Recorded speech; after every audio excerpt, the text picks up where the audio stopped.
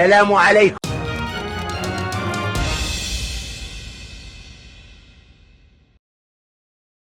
السلام علیکم. امید ہے آپ سب دوست ایمان و صحت کی بہترین حالت میں ہوں گے.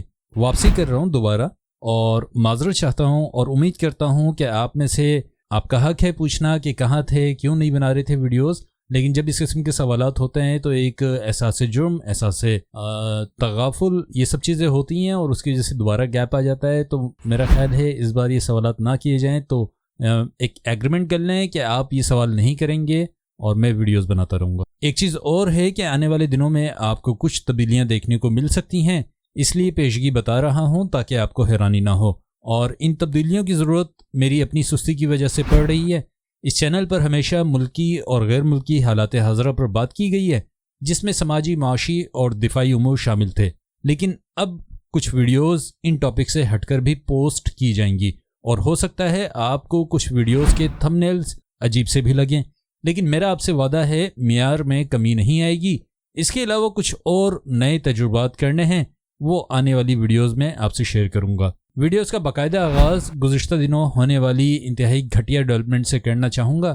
پاکستان کے حوالے سے انتہائی گھٹیا مہم چلائی گئی. اس مہم کو چلانے میں بھارتی میڈیا سر فہرست رہا، لیکن افسوس کی بات یہ تھی کہ اس مہم کے لیے مواد پاکستانی لبرلز نے فراہم کیا، جو ویسے تو ایک ایسے پاکستان کے خواب دکھاتے ہیں جس کی دنیا میں عزت ہو، لیکن خود اپنے قول و فعل سے وہ دنیا بھر میں پاکستان اور مسلمانوں کی بدنامی کا باعث بن رہے ہیں.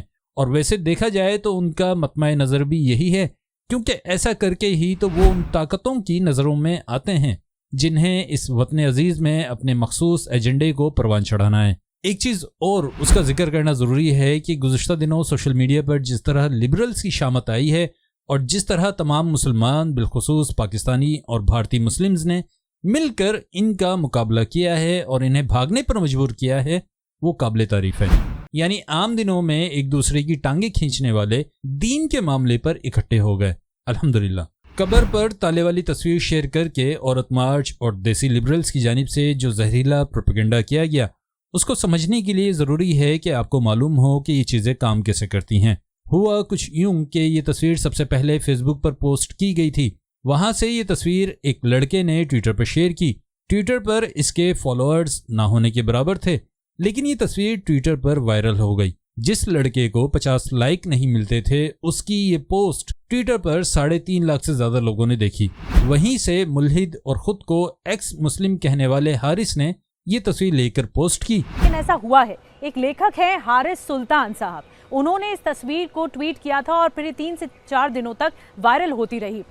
اس کے بعد نشاط نامی ایک لڑکی نے یہی تصویر ایک دوسرے کیپشن کے ساتھ شیئر کی. اسی طرح باقی لبرلز بھی آواز سے آواز ملاتے رہے. جس تصویر کو فیس بک پر 4 سے 5 لوگوں نے شیئر کیا تھا، وہ ٹویٹر پر بڑے اکاؤنٹس کی وجہ سے کروڑوں لوگوں تک پہنچی. وہیں سے بھارتی میڈیا نے اسے پک کیا اور بریکنگ چلانا شروع کر دی. جس لڑکے نے سب سے پہلے یہ تصویر ٹویٹر پر شیئر کی تھی، اس کی ایک چھوٹی سی ویڈیو ہے، میں چاہوں گا کہ آپ یہ بھی دیکھیں. کیسے ہو سب؟ ٹھیک ہو گئے؟ اچھا یار، سین ایسا ہے کہ مجھ سے کافی لوگوں نے پوچھا کہ آپ نے اکاؤنٹ ڈی ایکٹیویٹ کر دیا، کیوں کر دیا، یہ ہو گیا وہ ہو گیا. کافی لوگوں کو پتا بھی ہے، کچھ لوگوں کو نہیں پتا، تو انہیں میں بتاتا ہوں. تو کچھ دن پہلے نا میں نے ایک ٹویٹ کی تھی، تو میں ٹویٹ اگلی جو ہے نا اسٹوری میں شیئر بھی کر دیتا ہوں، ٹھیک ہے؟ وہ ٹویٹ کی تھی میں نے، ٹویٹ میری بھی نہیں تھی، خیر میری ٹویٹ نہیں تھی، ایک لڑکے نے ٹویٹ کی تھی فیس بک پہ. اس کے کچھ مطلب کہ 500-600 شیئر آئے تھے، مطلب ہوئے تھے، شیئر ہوئی تھی اس کی پوسٹ. تو اس کے بعد ایک اور میں نے پوسٹ دیکھی، وہ تھی اس پوسٹ پہ نا مجھے اچھا لگا، مجھے جو اس نے لکھا تھا لڑکے نے وہ مجھے مناسب لگا. میں نے وہی سیم ٹویٹ نا، وہی اس کی کیپشن اٹھائی. اس نے فیس بک پہ کی تھی، میں نے وہ ٹویٹر پہ کر دی، کیونکہ ورڈس مطلب میں ان ورڈس پہ ایگری کرتا تھا، میں نے وہ ٹویٹ کر دی، ٹھیک ہے؟ ہاں، اسے کچھ 6 دن پہلے کی بات ہے. تو ہوا ایسا کہ وہ ٹویٹ کافی وائرل ہوگی. اس سے پہلے وہ ٹویٹر پہ کافی لوگوں نے ویسی ٹویٹ کی بھی تھی. ہاں، تو وہ نا ٹویٹ 1-2 لڑکوں نے بھی کی تھی، ایک لڑکی نے بھی ٹویٹ کی تھی. تو ایسا سین ہوا، ٹویٹ ان کی وائرل نہیں ہوئی، میری ٹویٹ وائرل ہوگی. کوئی مطلب 4-5 شیئر آ گئے، اس پہ کوئی 3 لاکھ تک ریچ چلی گئی. مجھے آئیڈیا نہیں تھا، میں ٹویٹر کھولتے ہی بہت کم وہ کھولتا ہوں، ٹویٹ کرتا ہوں، اسکرین شاٹ لیتا ہوں، بس ختم، پوسٹ کرتا ہوں. بس انسٹا میں زیادہ ایکٹیو ہوتا ہوں، ٹویٹر پہ میں ہوتا ہی نہیں ہوں. تو کل کی بات ہے، کل میں نے اکاؤنٹ کھولا تو وہ ایسا ہوا کہ جو میں نے ٹویٹ پوسٹ کی تھی نا، میں ابھی ٹویٹ اوپر دکھاتا ہوں آپ کو. یہ ٹویٹ تھی، तो मैंने ट्वीट जो पोस्ट की थी वो ट्वीट निकली इंडिया की थी वो एक्चुअली, लेकिन मैंने उस पर लिखा था मतलब क्योंकि ऐसा हुआ है आपके सामने काफ़ी केसेस ऐसे हुए हैं, 48 हुए थे ऐसे मतलब तो मैंने मुझे लगा ऐसा सीन है, ठीक है, मैंने वो ट्वीट कर दी। चलो मैं अपोलोजाइज भी करता हूँ उसमें जो भी सारा सीन हुआ था, ठीक है, अगर मेरी गलती भी है तो वो मैंने कर दी सारा कुछ सीन। तो इंडिया में जो चीज़ वायरल हुई कि मतलब ये कब्र थी जी, ये इंडिया में निकली है, किसी और काम के लिए बनाई गई थी, ठीक है, दरवाज़ा किसी और काम के लिए लगा था इस पे। तो कल रात को मैं घर आता हूँ तो मैंने देखता हूँ मतलब काफ़ी जगह मुझे मेंशन किया हुआ, मतलब काफ़ी जगह ना रिपोर्ट्स लग रही हैं अकाउंट को, इस पर भी लग रही थी, उस पर भी मतलब कोई डीएम का गालियाँ दे रहा है, कोई क्या कह रहा है।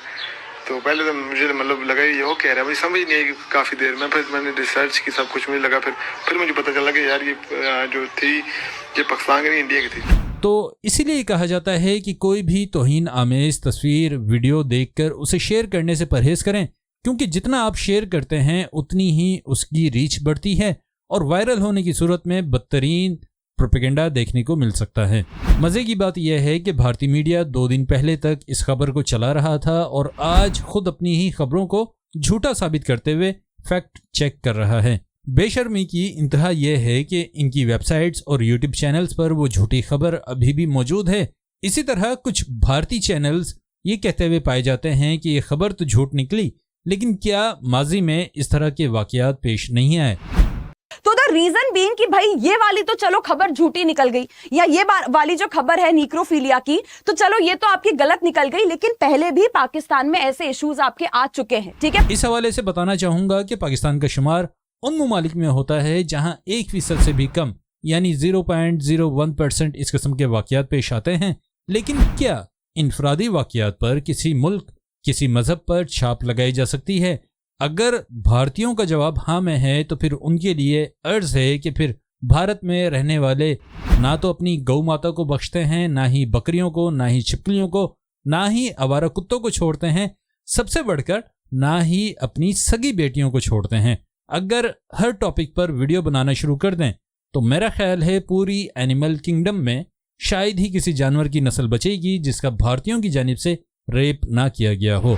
लेकिन ये खुशनसीबी भी हमारे ही हिस्से में आनी थी कि हमारी छिचुंदर नुमा लिबरल मखलूक ये बताने पर तुली है कि पाकिस्तान ही दुनिया का सबसे बदतरीन मुल्क है। भारत की लिबरल क्लास इस किस्म की हरकत करने का सोच भी नहीं सकती, क्योंकि भारत में एक मामूली सी झूठी खबर फैलाने पर गिरफ्तारी हो जाती है। सिर्फ इसी साल मार्च के महीने में फेक न्यूज़ पर 2 लोगों को गिरफ्तार किया गया है, जिनमें से एक एक्टर भी है जिसका नाम चेतन कुमार है।